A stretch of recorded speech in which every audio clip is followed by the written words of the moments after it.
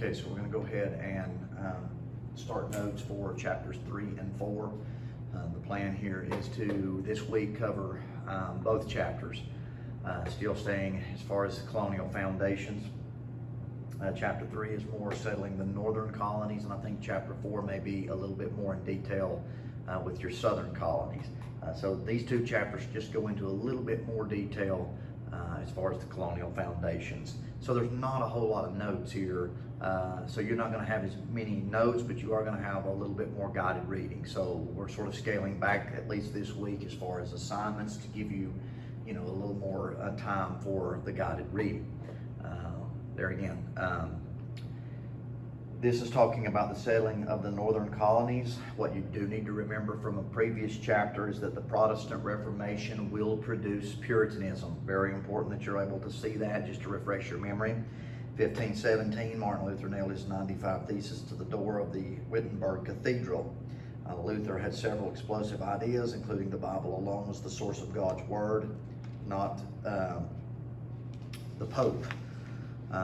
His statement of salvation, people are saved simply by faith in Christ alone, not by faith and good works. So his actions ignited the Protestant Reformation. John Calvin would jump on board during this time as well and preach predestination. There again, that's maybe a little further on in these notes here. We're just laying the foundation here and refreshing your memory as to why we have colonial foundations. And we already know that the colonial foundations are going to be based off Puritanism and the mixing of pilgrims as well. All right, so we'll go through these notes sort of quickly here.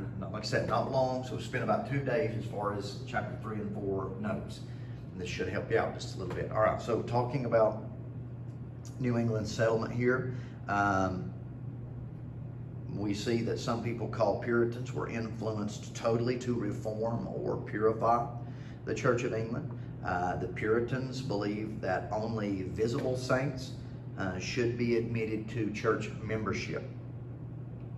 There again,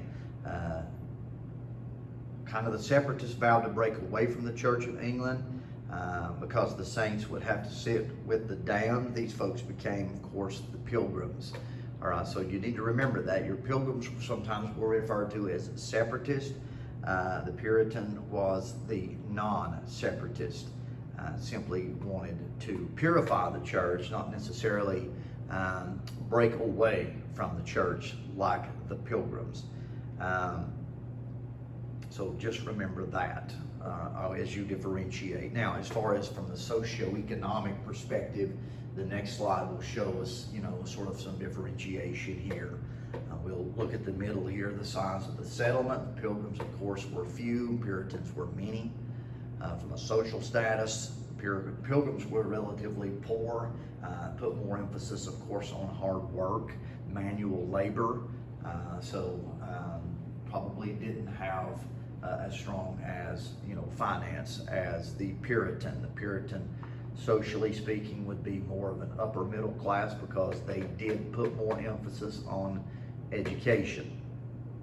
So your pilgrim, of course, has no formal education as far as from a minister's perspective.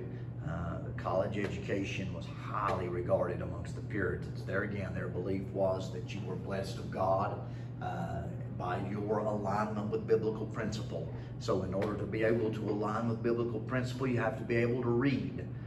So education was heavily promoted for people to be able to follow biblical principle. There again, philosophy. Pilgrims wanted a clean break. They are again referred to as separatists. Puritans wanted to work within the Church of England to change, to reform. Location, Plymouth, Massachusetts, as far as the pilgrims. There again, they're coming to Jamestown, but wind would blow them off course and they would land in Plymouth and colonize there, which that had some good points as well. Not as harsh as summer climate, and heat, not dealing with, malaria, things like that was prevalent during that time period. So they had a little bit more ease there from that perspective. The locations as far as your Puritans was Salem and Boston, Massachusetts. Prominent leaders, William Bradford and Cotton Mather, Thomas Hooker, and John Winthrop. most of the notables, and I think we have some notes later on here in regards to those particular leaders. All right, so that's kind of the tail of the tape, so to speak. All right, so looking there again at the Pilgrims. Okay, so the Pilgrims or Separatists, of course, was going to come from Holland, where they had fled to after they had left England.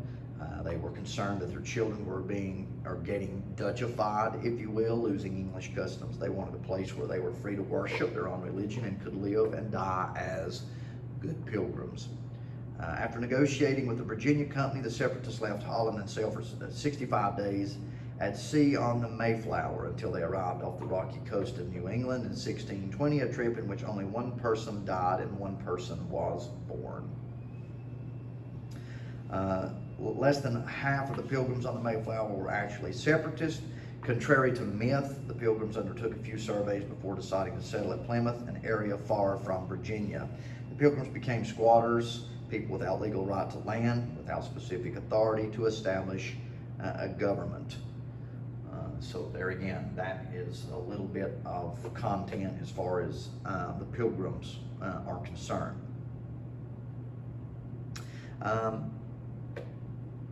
Let's see if it's... All right, so there again, 1620 through 21, 102 passengers leave England. Of course, not all Separatists, 2-month journey. Only 44 of 102 survived the first winter. Plymouth stayed small and economically unimportant. There again, what you need to know first and foremost as far as your Plymouth colonies are concerned, the major purpose of colonization is religion. There was male and female, very tight-knit communities, did operate a mixed economy. You do need to know that. There again, it's kind of different than your middle colony or your Chesapeake colonies. During this early colonial period, there was some, commerce, some trading, as well as farming, whereas your Chesapeake colonies were simply, agricultural based. So there is some discrepancy there as far as economically speaking in your Plymouth colony there. All right, the Mayflower Compact is very important too. Mayflower Compact is really a set of rules by which, they decided that they were going to obey. One thing we do need to know that it is not a constitution. It is an agreement to develop a civil body politic. It did set the standard for later constitutions. It also was the first step towards self-rule in the northern colonies. So it's a very good writing point, the Mayflower Compact, in its association with the U.S. Constitution, or Articles of Confederation. If you're having to write on that, that is going to enable you to jump that time period. It would elect William Bradford as governor. It led to adult male settlers meeting in assemblies to make laws in town meetings. So very important that you see the establishment of the Mayflower Compact there. So William Bradford was chosen governor of Plymouth 30 times in the annual elections, was a great leader, and helped Plymouth to survive and trade fur, fish, and lumber. By 1691, Plymouth finally would merge with the Massachusetts Bay Colony that's going to explode in 1629 and 1630. Okay, but there again, this will be our second colony here. All right, so the Puritans are going to form the Bible colony that sometimes is referred to as. In 1629, some non-separatist Puritans got a royal charter from England to settle in the New World. Secretly, they took the charter with them and later used it as a type of constitution. It was a well-equipped group of about 11,000 people, and they came to Massachusetts, or what we would associate today as Boston. Loved the Church of England there again, but not its impurities. So 1630, 11 ships carrying almost 1,000 settlers well equipped, largest start of any colony. And there again, here you see the Great Migration, all right, into the England area or the New England area, let's put it that way.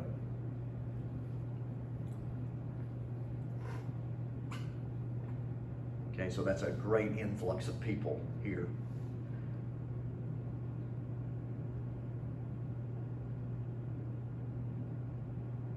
Okay, so John Winthrop is going to have a huge impact. He's going to be elected governor or deputy governor for a 19-year period. He's going to help Massachusetts. There again, trading, fishing, and shipbuilding.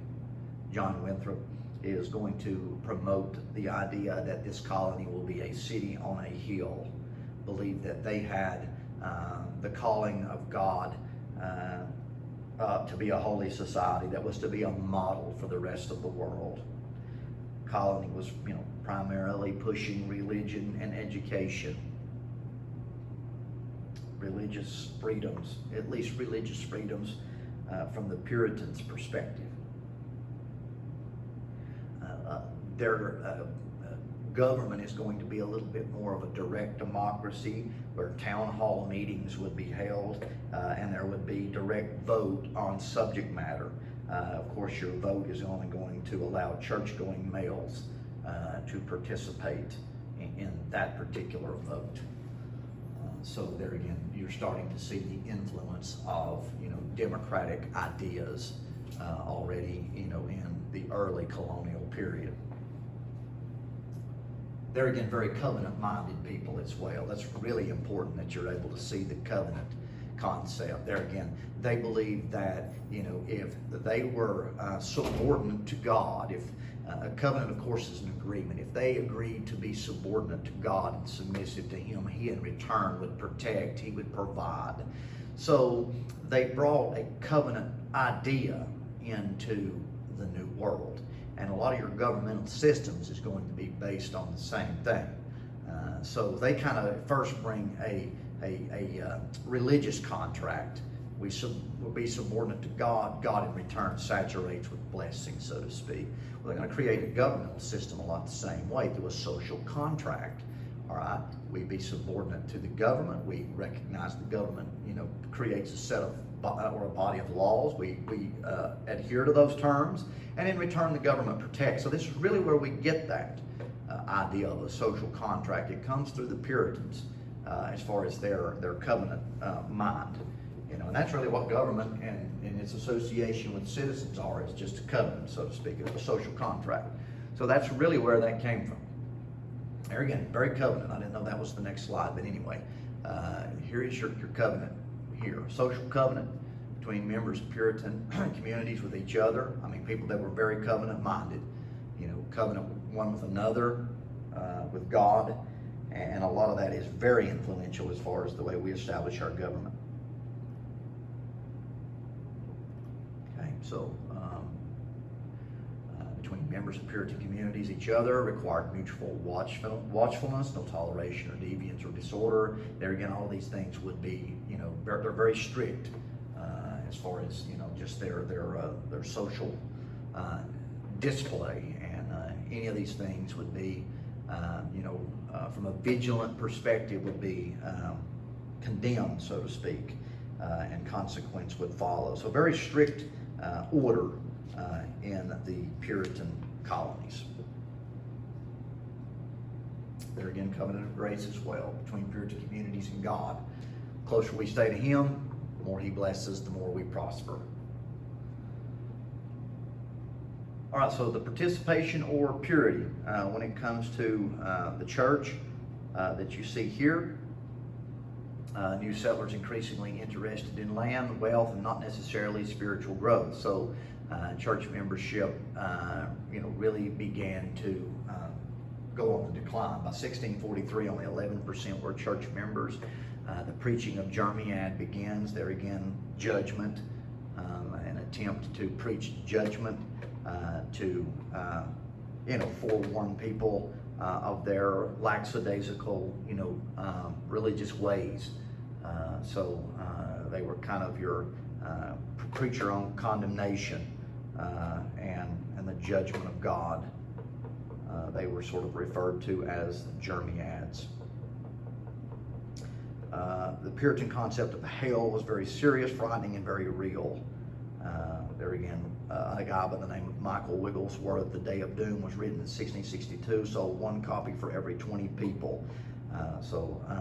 very strong as far as preaching and condemnation as far as sinful behavior. By 1657, a halfway covenant would be introduced. The line becomes blurred between elect and others, baptism of children or members. The halfway covenant, there again, the requirement is, 50% as far as membership to try to be able to get more people into church.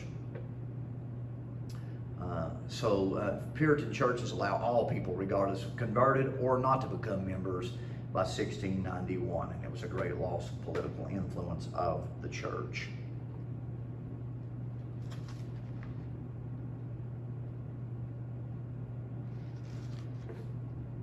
All right, so some dissent that's found in the colonies. Anne Hutchinson is going to be one that you need to know. There again, this is going to be a tension that's going to arise in the Massachusetts area. Quakers were often fined, flogged, or even banished. One individual in particular that would be told to get out.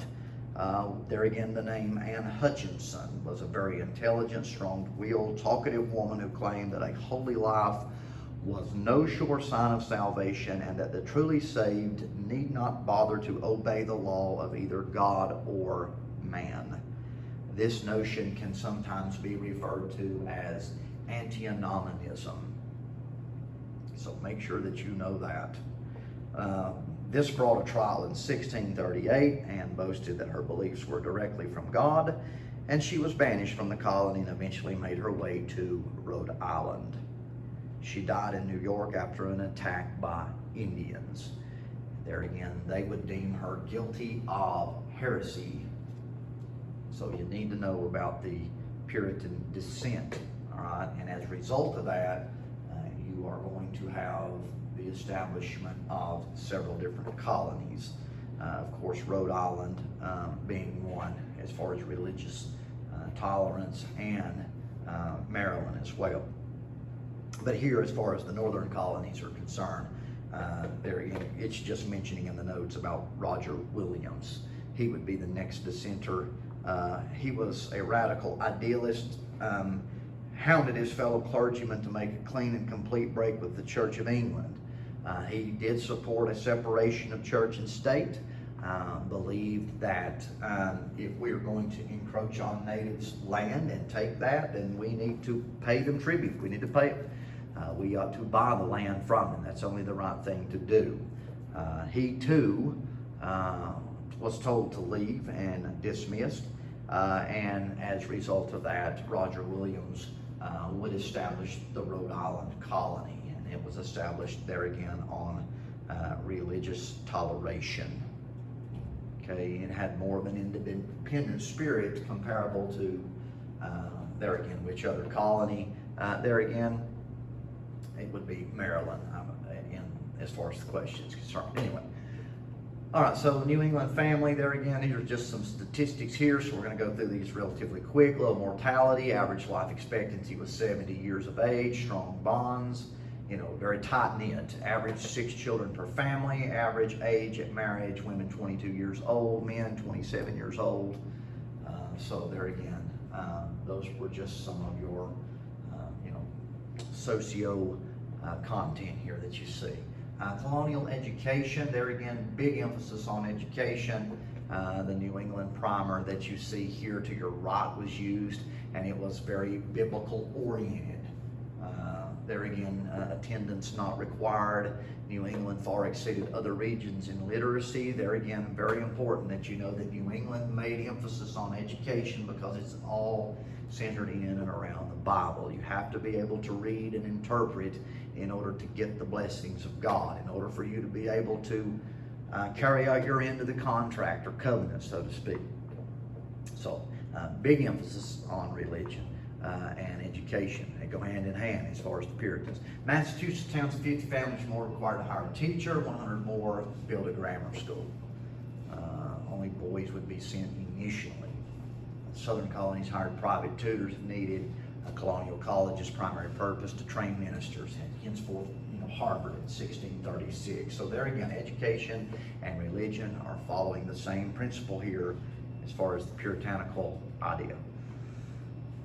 Right here is just what you see with the New England Primer. This was how they taught children in that day the ABCs, and eventually would lead them to be able to read. So you see, very biblical driven here.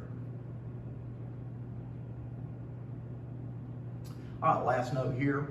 There again, colonial women during this time period had no legal or political standing. I mean, Anne Hutchinson, you look what she does. She opens her mouth, you know, and, you know, sort of goes against the grain, and, you know, she's kicked out. So not a bright idea for women to do that in that particular day. Property to husband once married wouldn't undercut the family. English law allowed husbands to beat wives. Puritans' most liberal divorce laws. Men depended heavily on women to run the household. There again, a sphere of domesticity. And I'm gonna be straight up, you know, that content carries on even into the 1700s, even into the 1800s. Of this cult of domesticity, that it's the woman's role to be centered in the house, to help steer the children and the men, to be that moral compass, so to speak. And so, you know, good synthesis connection when we jump ahead as far as the cult of domesticity that's really preached in the early to mid 1800s. So no question about that. That was sort of the ideas as far as how women should behave. And of course, we have the notable Salem witch trials. Most accused were property-owning women. Ended after nearly 20 deaths. Tragic situation in the colony of that particular day. And go into greater detail on the Salem witch trials. I do want you to watch the link that I gave you there. Go ahead and watch that 42-minute documentary, and go ahead and answer those questions on the assignment. That's one of the assignments for this week. So we'll not go into great detail with the Salem witch trials. We'll let you watch that and answer those questions. One thing that you do need to see also, aside from just the role of women, you need to be able to see in the Salem witch trials how that the legal system was changed after the Salem witch trials. Do you think it's fair that they would allow spectral evidence? It's a little sketchy in my opinion, but nevertheless, you know, that sort of, you know, is a bit of a witch hunt that goes south in a hurry and, you know, kills 20 innocent people.